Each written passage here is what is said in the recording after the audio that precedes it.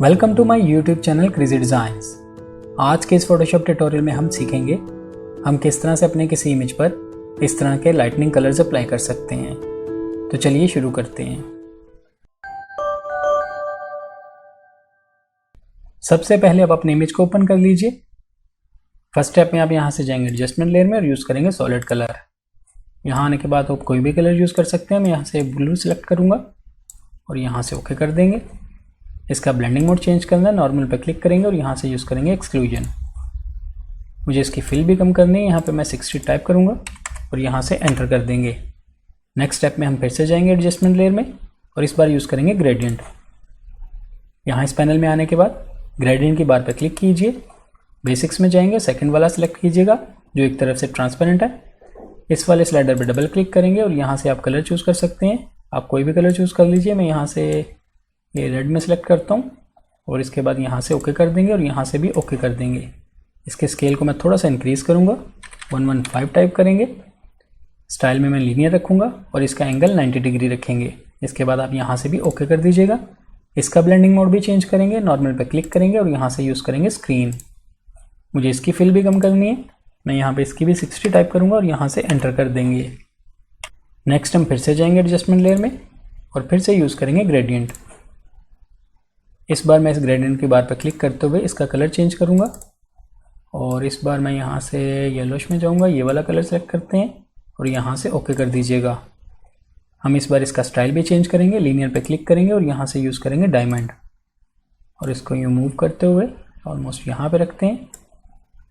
इसके स्केल को मैं थोड़ा सा इंक्रीज़ करता हूँ, 105 करेंगे और यहाँ से आप ओके कर दीजिएगा।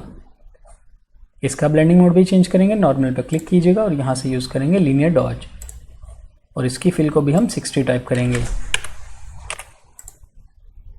नेक्स्ट हम एक और ग्रेडियंट यूज़ करेंगे। आप अपनी मर्ज़ी के मुताबिक जितने भी कलर्स ऐड करना चाहते हैं कर लीजिए। मैं फिर से जाता हूँ एडजस्टमेंट लेयर में और फिर से यूज़ करेंगे ग्रेडियंट। इस बार पर क्लिक करेंगे और इस बार मैं यहाँ से ये वाला कलर सेलेक्ट करता हूँ और यहाँ से आप ओके कर दीजिएगा।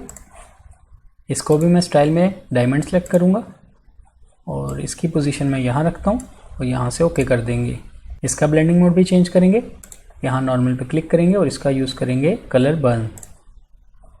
इसकी फिल को भी मुझे कम करना है, यहाँ पे मैं 60 टाइप करता हूँ और यहाँ से एंटर कर देंगे।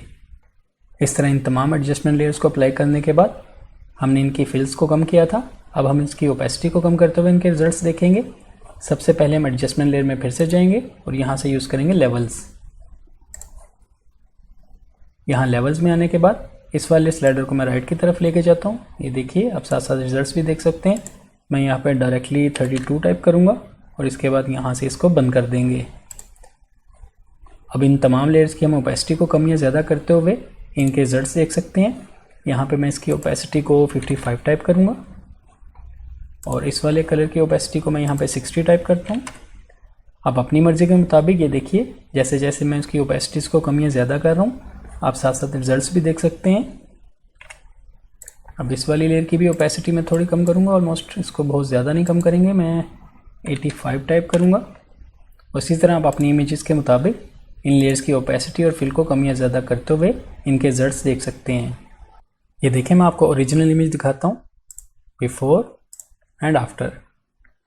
इस तरह आप ये एडजस्टमेंट्स लेयर को अप्लाई करते हुए इनकी ओपेसिटी और फिल को यूज़ करते हुए अपने इमेज को इस तरह का लुक दे सकते हैं। आई होप आपको आज का ये छोटा सा ट्रिक अच्छा लगा होगा। वीडियो पसंद आई तो लाइक कीजिए, मेरे चैनल को सब्सक्राइब कीजिएगा। मिलते हैं नेक्स्ट वीडियो में एक नई ट्यूटोरियल के साथ। Thank you.